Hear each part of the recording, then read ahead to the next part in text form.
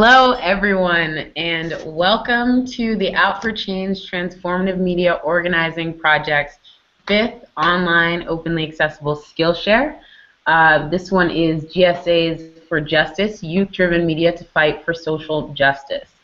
My name is Kamaria. I'm the project coordinator for OCTOP, and if this is your first time joining us, the Out for Change Transformative Media Organizing Project links LGBTQ and Two-Spirit organizations, organizers, allied media makers, tech activists, and community builders in general all across the country to build our media making and organizing capacity. We do this through online Skillshares like this one.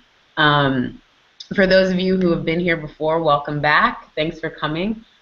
We would also like to remind you that this is going to be recorded and it will be automatically archived on our website at transformativemedia.cc. And on our YouTube channel.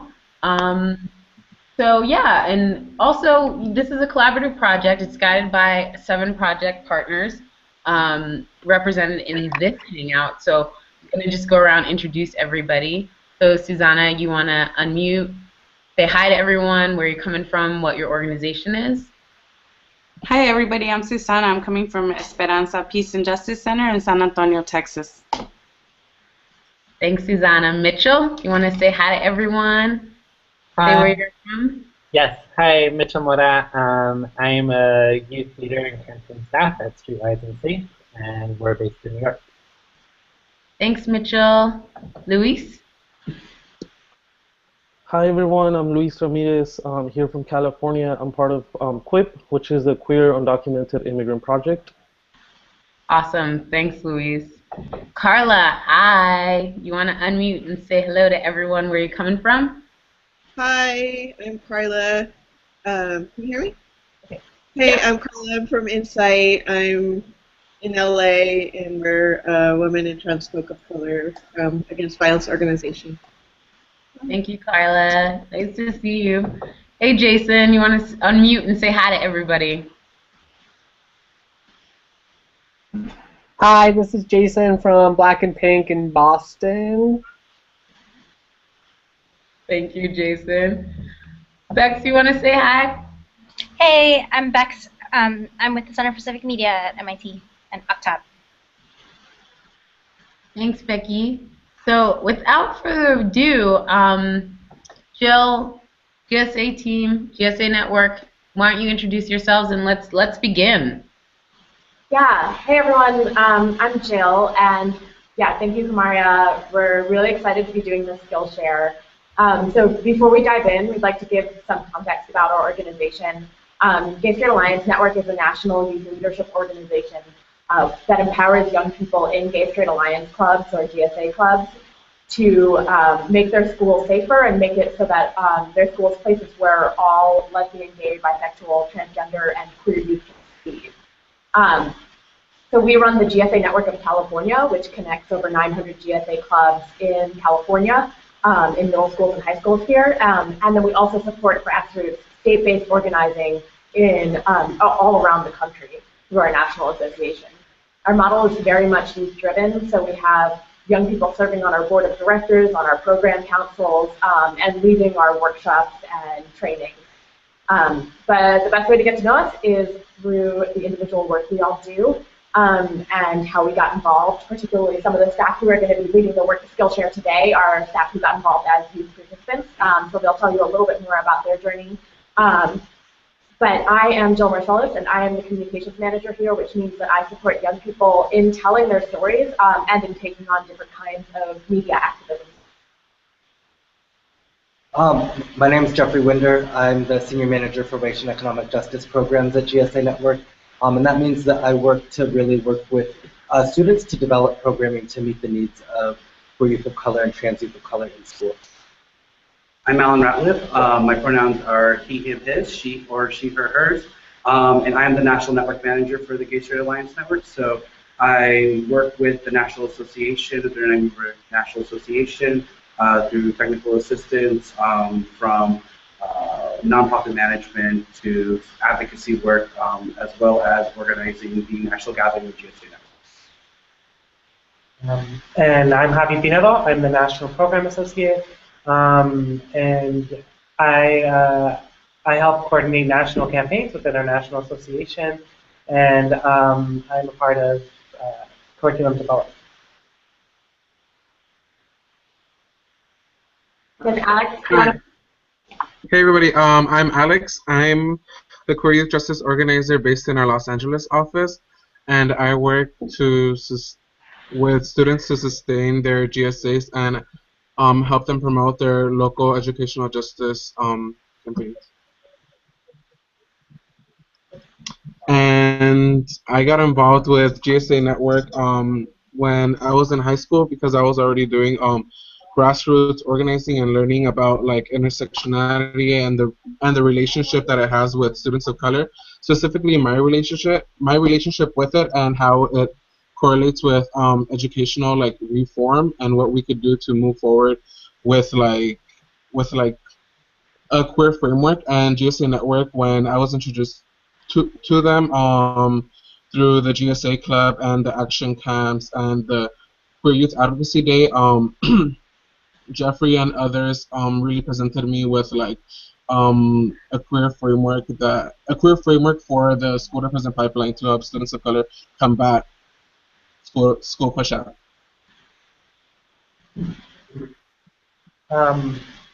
So again, I'm Javi Pinedo, and so I got involved with GSA Network when I was a senior in high school, not too long ago, and I had first heard about GSA Network through their Youth Empowerment Summit that they have every year.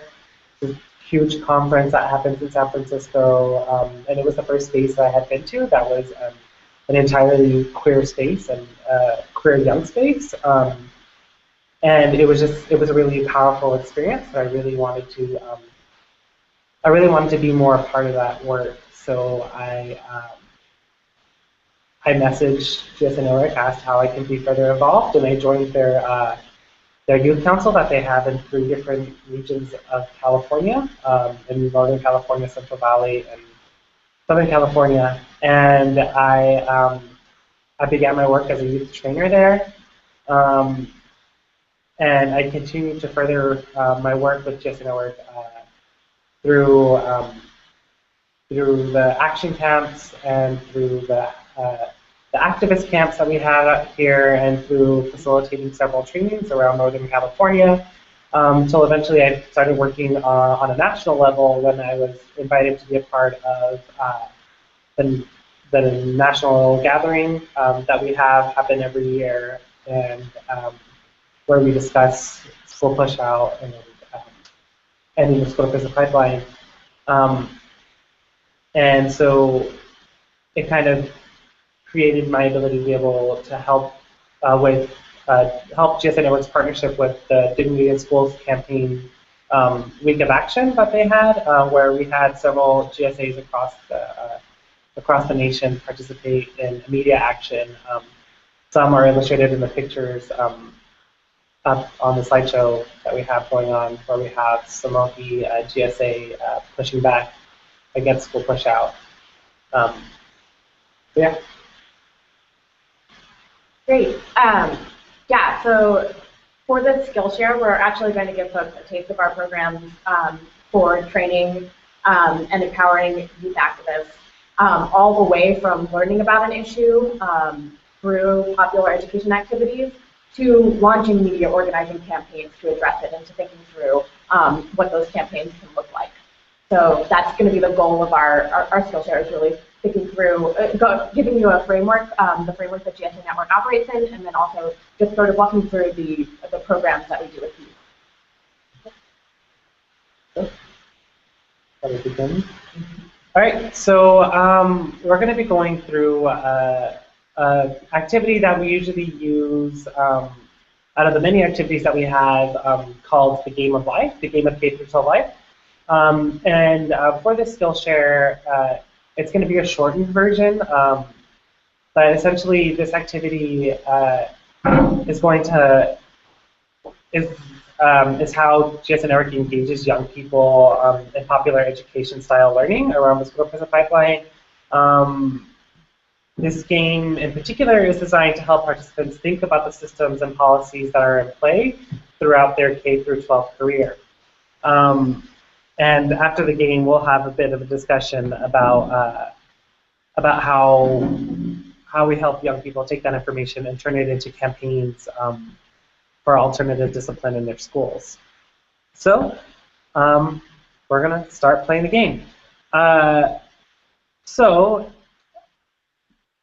previously, we have some characters already assigned to some folks. I don't know if that information was already sent out, but you all should have a particular character that you were assigned. And so, sorry. So let's, sorry. Let me, okay. So how we play this game is that everyone will be read a particular scenario, and after the scenario, every person's going to be rolling, well, somebody's going to be rolling this dice for you. And typically, during the actual facilitation of the game, everybody would be rolling these 2 dice. And you would add both those dice up, and that number would determine a particular outcome. So after we read these character bios, make sure that you remember which numbers you're supposed to roll and which numbers you're supposed to avoid rolling in order to make sure that you can survive this game of life. So Susanna, I believe you were assigned Dylan. If you could click the character bios and read your bio to us.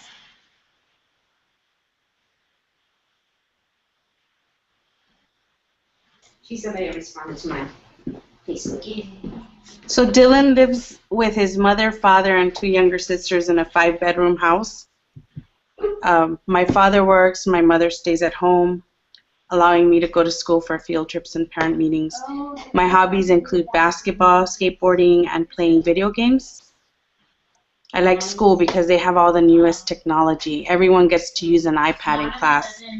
The hardest thing to deal with is that my team lost in the semifinals last year. Dylan is a white student from Long Island, New York. And then there was a little more to that, which was to win the game of K-12 life, Dylan must avoid rolling a 2 or a 3. Yes. Next, if we could have Mitchell and Jason from SAS to read for Christopher.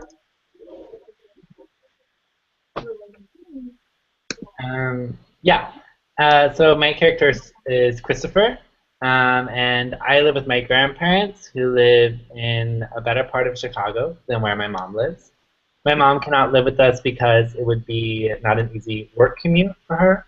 My dad lives in Chicago, but I don't see him that often. My hobbies include football, basketball, piano, writing, music, and competing in slam poetry competitions. I liked high school until high school, where I am unable. I like school until high school, where I'm unable to complete certain assignments due to no technology and textbooks. The hardest thing to deal with in my life right now is that my friend's little sister was killed in a drive-by shooting last year. Christopher is a black student from Chicago, Illinois, and Christopher must only roll a two to win the game of K through 12 life. Awesome. Luis, if I can have you read for Beth. Yes, I live with my father, 2 older brothers, and younger sister. We all left Mexico and crossed into the U.S. My mom still lives in Mexico with her parents and my baby brother.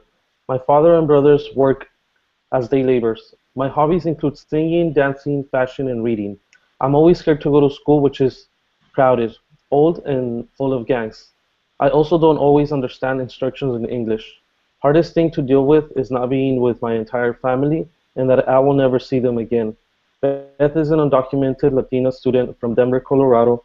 To win the game of K through 12 life, Beth must roll only a 2 or a 3. And following Beth, we have Lisa, and Lisa's going to be the character representing for our YouTube viewers or the people who are viewing this live. So if you could keep track of Beth's engagement throughout the game of K through 12, that would be cool. I live with my aunt, three cousins, older brother, and grandparents in a mixed race household. My parents' office was transferred to Houston because of Katrina, and they both still work there. My hobbies include dancing and cheerleading, poetry, going to church, and youth organizing.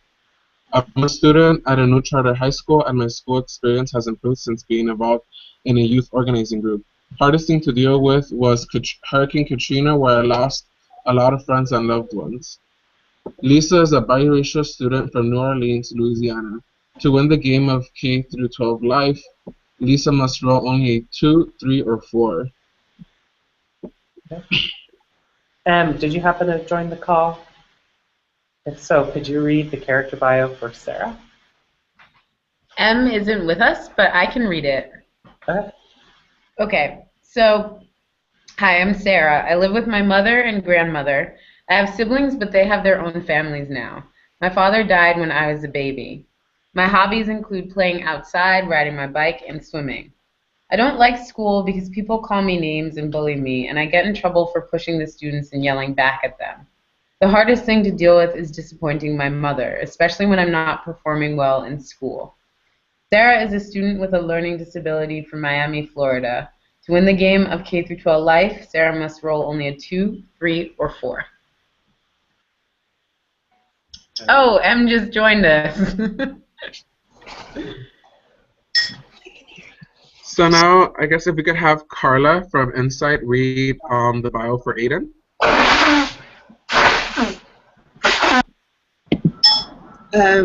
Hi, I live with my parents and two sisters, but I just recently moved back after coming out as queer. My family was placed in Japanese internment camps during World War II. My hobbies include video games, reading mysteries, drawing, writing short stories, and the GSA Club. I don't like school because I never felt like I fit in, and I often feel my peers could tell I'm different and make fun of me because of my Asian ancestry. Hardest thing to deal with is coming out, being kicked out of the room, and my father's threat to disown me. I have had thoughts of suicide due to constant bullying. The GSA Club has been very helpful, however. Aiden is a queer student from Oakland, California. To win the game of K and 12 live, Aiden must roll only a 2, 3, 4, or 5. So before we actually start the game, I want to make sure everyone remembers that there are particular numbers that they're supposed to roll and not roll. If you are unsure, it says in your bios. And so after we roll the dice and particular numbers are called out, there is this outcome sheet that you all should be sent. And we're going to have each person read their particular outcome corresponding with each number that they get. So, without further ado, Alex, can you take us into the scenario?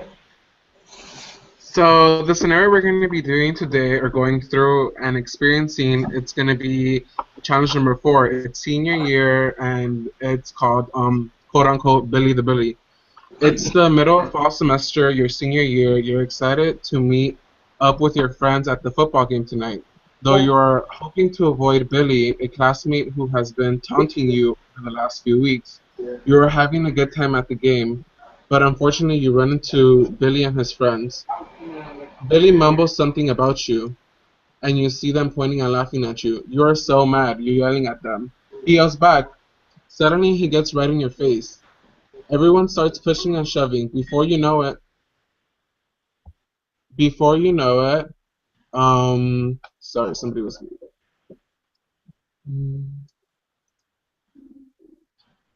Before you know it, you're surrounded by a few teachers and assistant principal.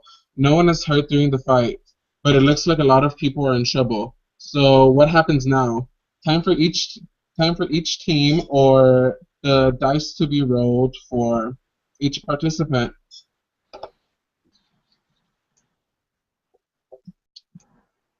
First, we have the dice being rolled for Dylan. So Dylan rolled a 4. Dylan, could you read, the person who's, Team Dylan, could you read the outcome for what happened if you rolled a 4? Restorative justice. The assistant principal puts you and Billy into a restorative justice peace circle where you are able to talk about your issues. You receive an A and 4 GPA points.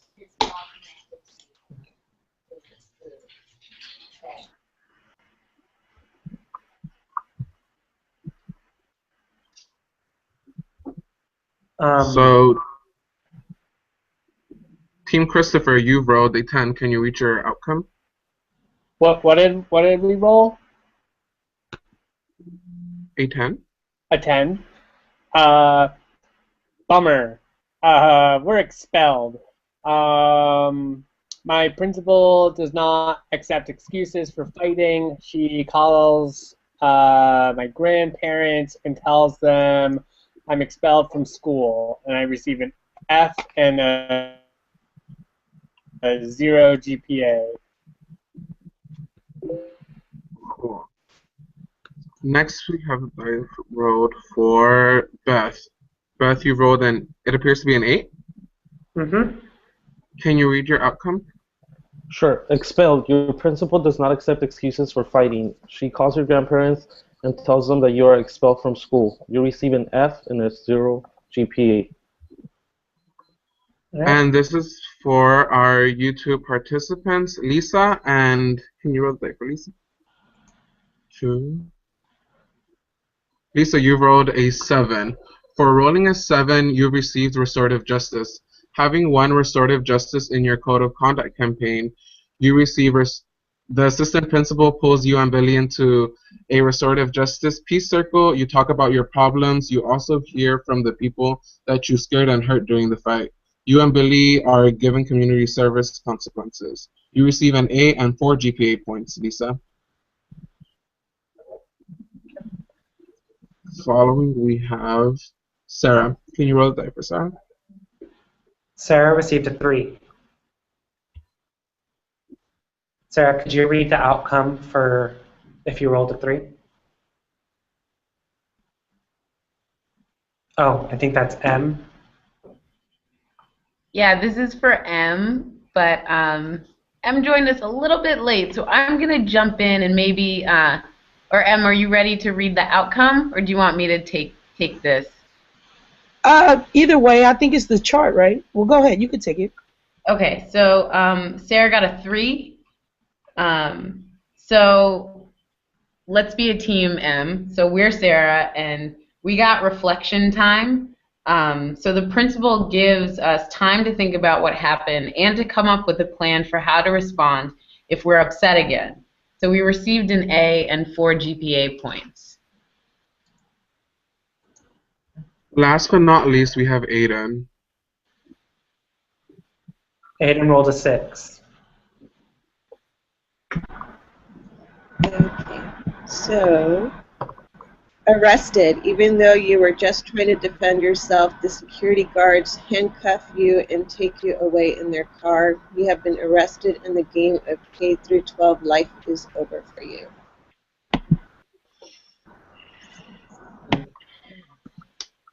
So now that we went through one of the scenarios, Alex, can you take us with the reality check? Yeah, so reality check. Here are 2 examples of how fighting has been treated in schools. In Miami, 2 first-generation immigrant elementary school students got into a fight about lunch money. The fight involved arguing and threats of using a pencil to fight, but no physical contact. One student was told he would be charged with attempted murder and was only charged when a state legislator intervened. More recently, in Chicago, a group of 25 middle school students were rounded up and then arrested and thrown in jail after a school food fight. For some, no. That students across the country are fighting for and winning restorative practices in their schools. In Minnesota, GSA students working in coalition with other allies passed sweeping reform to their state's anti-bullying law. Based largely in the principles of restorative justice, the new law, known as the Safe and Supportive Schools Act, will help improve school climate for all students and ensure that the root causes of misbehavior, like bullying, are dealt with, and that students receive the support and interventions they need. So, for this game, we only played senior year, but this game usually has other scenarios that allow the characters to see how things happen in elementary school to impact your ability to succeed. Typically, at the end of the game of K through 12 life, we have a discussion with the participants to have them debrief what their experiences were in the game and how it was relatable to their schools and their community. And I would like to take this opportunity to ask the participants in the Hangout some of the questions to better understand how we move into campaign organizing for this game. So, how about let's call on, yes, sorry, I jumped ahead. So we're going to be sharing these outcomes with you on this report card. This report card basically will help folks remember exactly what outcomes they got. So here we have each individual outcome. So I wanted to call on, let's start off with Beth. Beth, could you tell me what your character's if you felt your character's outcome was fair?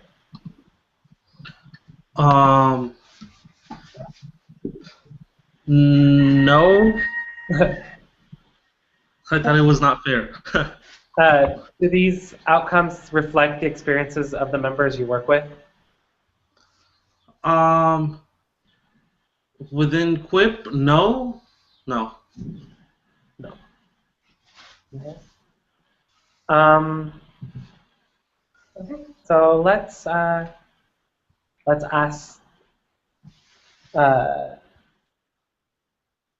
Okay. So how about to kind of make this seem a little bit smoother? How about if folks can click the link on the report card and take some time to kind of write down your thoughts on these? How does that sound? Good? Let's say about 2-3 minutes?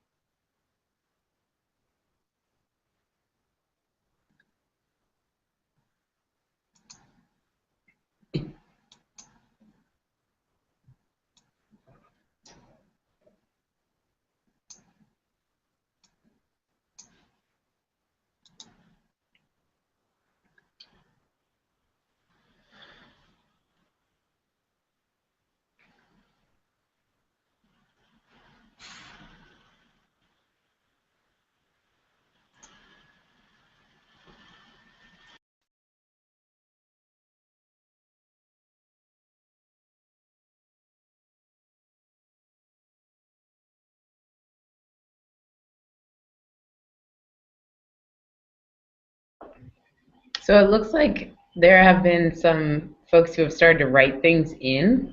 I wonder if you'd like to start hearing from people a little bit as it's being filled in here and there. But it seems like some folks were like really quick to respond to these scenarios.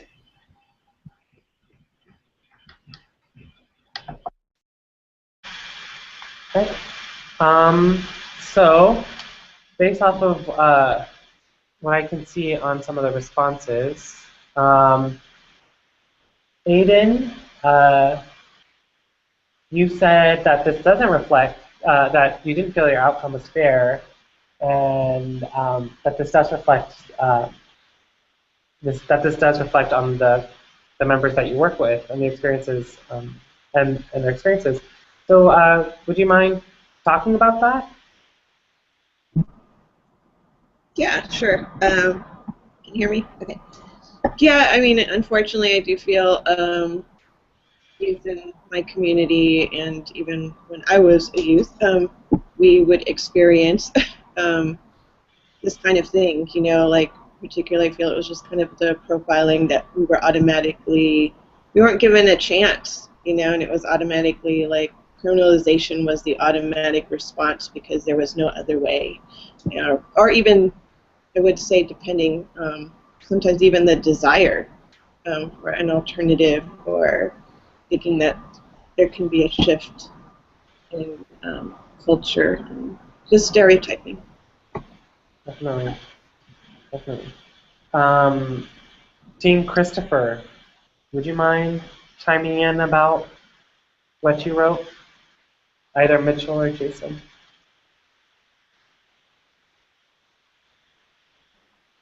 I wrote in some things for us. I wrote that it was not fair, that it was racism, and that we got this set up as it was. And it does reflect in terms of for Black and Pink, and our members are predominantly incarcerated folks, and so that is very much so the experience of our folks, that they get criminalized and locked up because that is indeed where they are. Ideas. Are we supposed to say what we think we should do instead? Or not yet? Yeah, so there's that last question about like what are some of the ways that we would like to see these outcomes dealt with, and that could definitely be something that we would like to hear more about, because I see that you wrote community-based programs. So, do you want to talk more about that? I mean, I guess in my mind, I think that schools can often be really stuck in the school to prison pipeline project, and so having opportunities to bring community-based programs in, so that it's not necessarily restorative or transformative justice models that the school is in charge of running, but is actually outside folks who are coming into the school. That's what we have a couple of those programs in Boston, and I think it's a much more efficient model than I've heard from some other places I know in Western Mass, where the school is in charge of it themselves, and it's, I think, very difficult for them to think outside of that, the pipeline structure, and so having outside folks in relationship with the school be in charge, and then they also don't have, that they can't expel you, right? So like there isn't the threat of expulsion if you're not doing what the community-based programs say in theory, right? So it's not like most restorative justice practices that we have in the U.S. are, if you don't do this, then you're going to go to jail, right? So if it's a community-based program, I think it puts, there's an ability for greater trust, I think. Mm-hmm. Okay. And so now we're going to read for what some of the YouTube participants said for Lisa.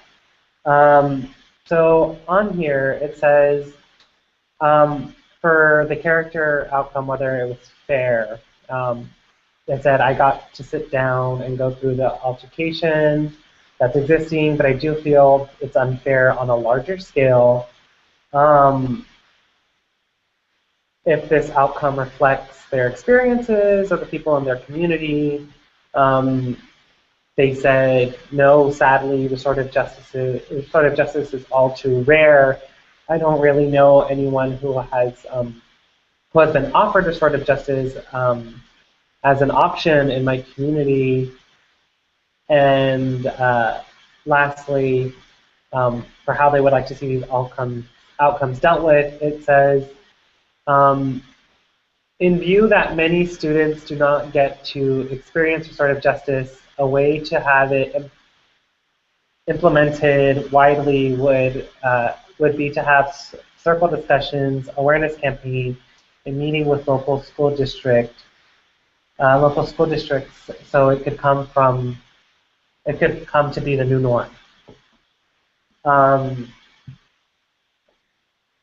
Yeah, should we continue? Yeah, I think that's a great segue into sort of where we would go next with these with this game, where we've gone through some of what the public education is. But Alex, if you wanted to go back to the closing of what happens next?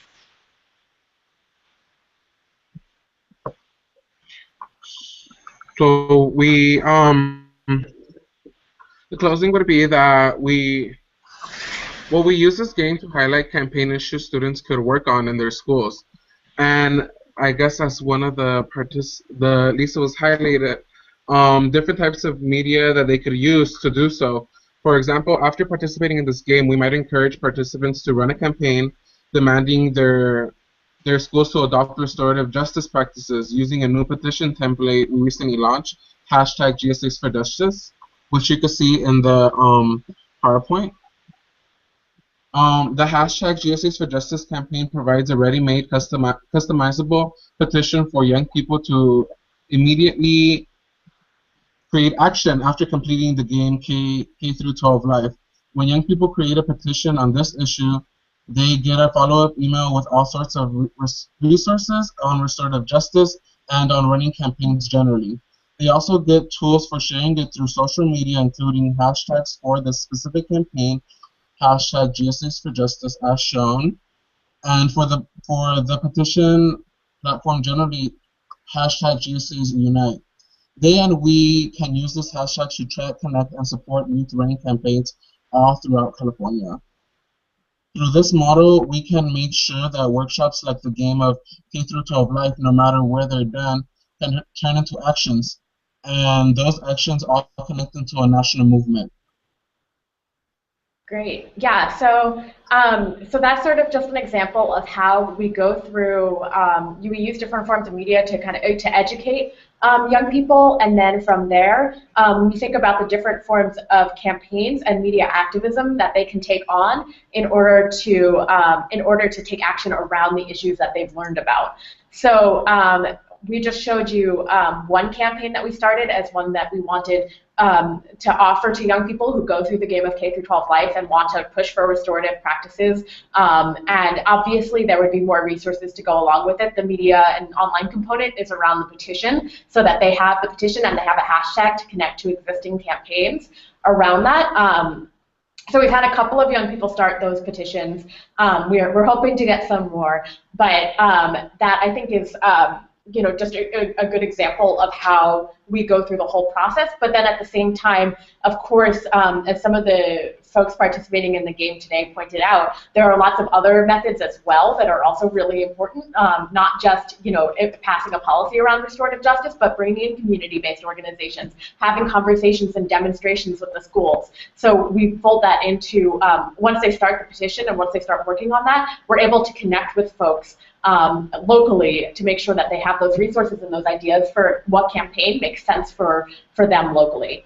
Yeah, so that's sort of an illustration of how we go through the whole cycle with some young people. We have a few other campaigns that people are doing on here that, again, we're engaging in a similar way, where they're either taking on these campaigns after going through some of our workshops, or they're, so like one is we have a campaign running around a young person who is a former GSA leader, and so Mario Vasquez, the vice chair of our board, and also a young person who recently graduated from high school, started up a petition and campaign around releasing Jordi and making sure that he could go home to the home that he worked to make safe for all young people. And so he gathered a lot of signatures and brought it, actually went and brought it to the White House and was able to deliver it. And this case, and now we're in Jordi has not been deported yet, and we're in a waiting stage to hear what the decision, the outcome is now that the petitions have been delivered. So that's sort of one example, bigger example. We also have smaller, some other great local examples around. This is a campaign that one of our young people started around in Long, California, that ensures that transgender students can fully participate in school and use the bathrooms and locker rooms and participate on the sport teams that match their gender identities. So this young person is somebody who actually is not in traditional school, has been going to online high school because he didn't want to go to a school where he wasn't sure he would be able to be himself. And so he is a transgender youth, and he has collected over 200 signatures from young people in GSAs in the school district near him. and actually just last night delivered that petition, delivered these signatures and gave a speech to the school board. Everyone was really receptive. He's gotten media interest already. So it's turning into a larger campaign that other GSAs can support and take as inspiration. So those are just a couple of the examples of campaigns that we have running on the petition platform that we engage with in a variety of ways around media activism. But I guess we want to open it up from there to if folks have any questions or thoughts or reflections, and particularly for Javi and Alex.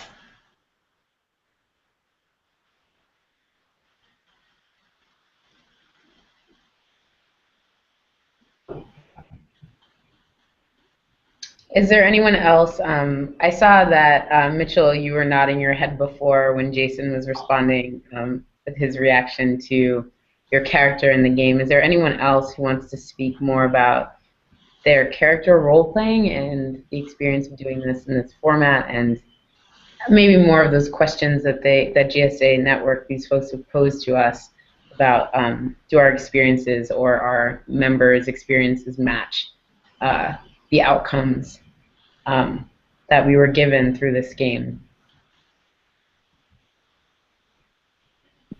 Yeah, I mean, I can just speak really quickly to why I was snapping when Jason was talking.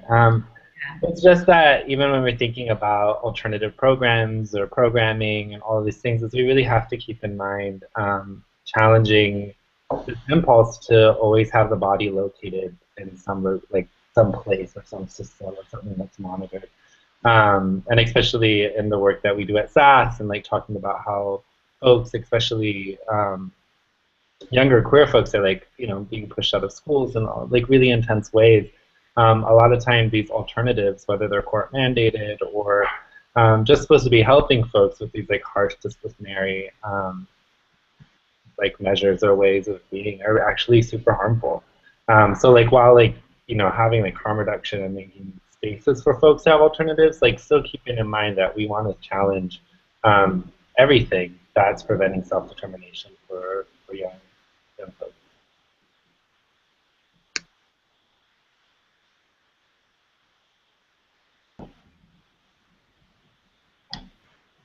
I mean, recently at GSA Network, we just recently went through one of our programs, which is Gala Queer and Queer Youth Advocacy Day, where a lot of the youth were learning about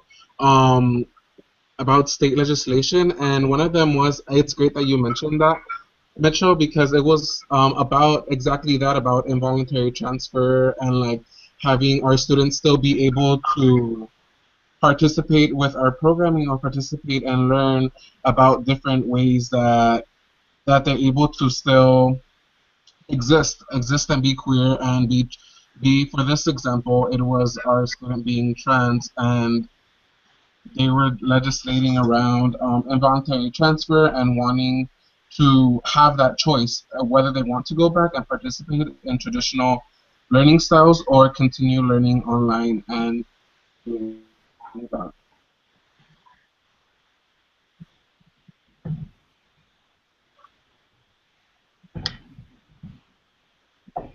Hello? Hello? That's a great example, Alex. Thank you.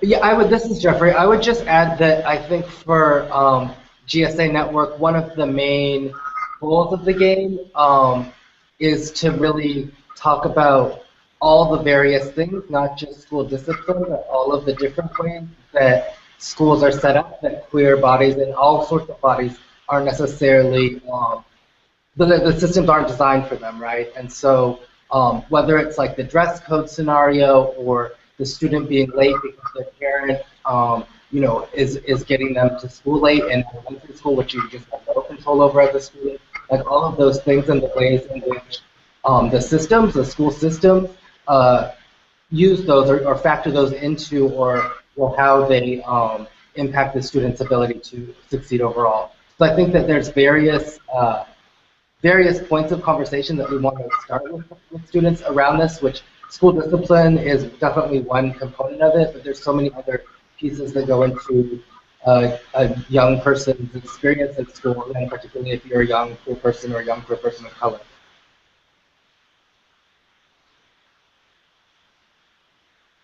Yeah. So I mean, the version we played of the game was just the last scenario where there is a fight that breaks out. But the I don't know if everyone wants to talk a little bit about what the other scenarios are.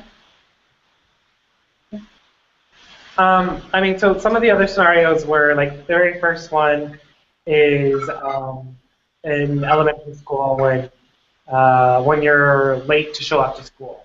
And through reasons that weren't your own, your mother was just a little late getting dressed, or the bus was running just a little bit late, and how we begin punishing young people at a very young age just for being slightly tardy.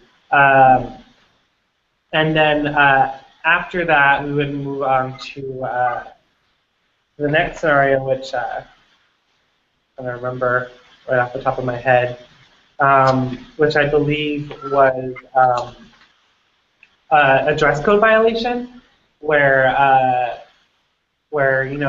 certain schools will have particular colors where you can't wear particular things that you're not allowed to wear. And so this scenario basically talks about all the teams wore white, and the school had this ban against wearing white, and how certain how those dynamics play out within schools for people of color and for queer folks when you're wearing a color or an outfit that you're not supposed to be wearing, or that is seen as something negative. So that's kind of like one of the other scenarios. I think the last one was around defiance or talking back to the teacher, which I think a lot of, the other bill that we were working on this last event that Alex was talking about was the willful defiance bill, and limiting the use of willful defiance as a term that teachers can use to punish students. I think the other thing that we try to get at with this game kind of get at a little bit with the discussion is why different students get different outcomes and what that means. And so we try to have a little bit of a conversation around systemic power and oppression, and how the school system fits into that, and what the school system's role in the school pipeline is as the incubator and kind of accelerator and funnel for folks. I also want to say that a lot of the outcomes you saw in restorative practices, and a lot of the times it's the young person who's advocating for that. So it's also a tool to kind of empower the young people to see what they can do with the situation. How can they actually do campaigns? Can they do campaigns to actually change the system that's having a negative impact on them? So, like, as you saw, a couple of the young people were going to have some sort of bad outcome, but because they have the sort of practices already in their schools, the outcomes weren't as horrible as they could have been. Right, Lisa's character is as a youth organizer, right. And so in previous challenges, she's won restorative practices as a mechanism to deal with conflicts in their school. So I have something about my little person. So I was Sarah, and it said that I had a disability. So one, I would have, it would be good to know what my race was, because I saw for a few of the cards, like it was like, oh, this is a queer student or a student with disability, but it didn't say their race. And I thought, if I'm remembering correctly, and then the thing that I was thinking about is, so I got a chance to talk to the principal, and then came up with a plan about what to do if I was upset or something like that, or in the situation again, and I got an A. So I'm like, hell yeah, like I'm all about A's, you know what I mean? Like, give me all the A's. That's great. And then it made me also think about, one of the things that it made me think about was like my cousin, my younger cousin, who can be said to have a disability, and how he was pushed through school. And so there was this expectation that he couldn't be capable of learning, or that anything, not learning to his abilities, but not learning anything at all. And some of that also, so they didn't have any expectation of him. I mean, shit that he don't try at home, he was doing at school. Like stuff like acting up in ways that he know he's not supposed to act. He was doing it because they would let him do anything. Now, I'm not saying that to say that there are not real issues and that people don't need special support around behavior. I'm not arguing that at all. I'm saying that to say what I also see happening is a no expectation of our kids, and how that also is not constructive, and how that also is destructive. Now, I don't think that the principal should have done anything terrible to me. I'm not saying that. But if I was a young person with disabilities whose experience was to be picked on because of that, and all the principal said to me was, okay, calm down, count to 10, how is that transformative? So how are we addressing why I even got to that place?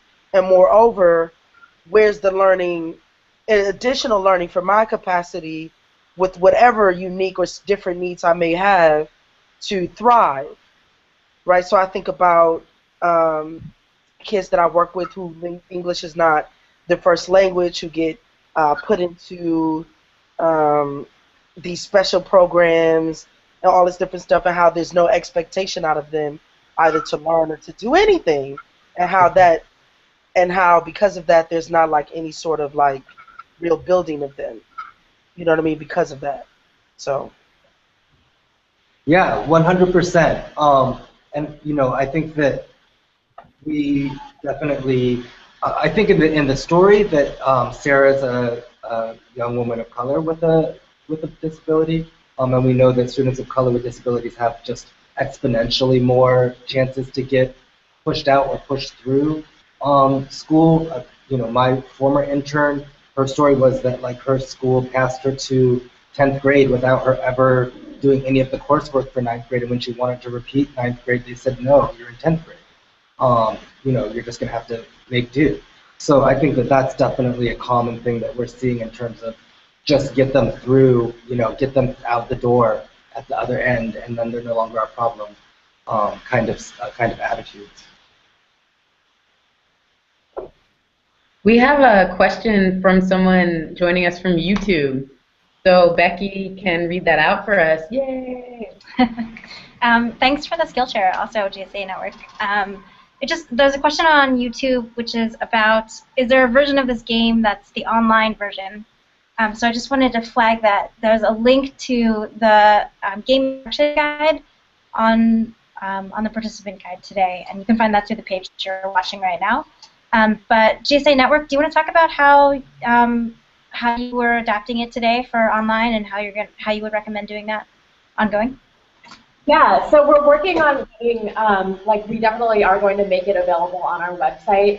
We're working on getting it up right now, actually. And then additionally, we're thinking through, right now we have it so that our partner organizations use it and have access to it. And we want to think about how we can do more online versions of the game. So today was also a little bit of an experiment with you all in how we can continue doing educational work, through Hangouts and through, through online organizing, and seeing if the game can be adapted for anyone, anywhere, to be able to participate at one time, as opposed to what we have been doing, which is making it available for folks to do locally.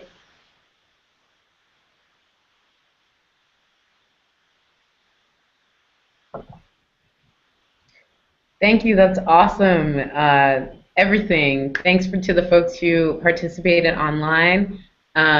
Thanks for all the partners in the Hangout.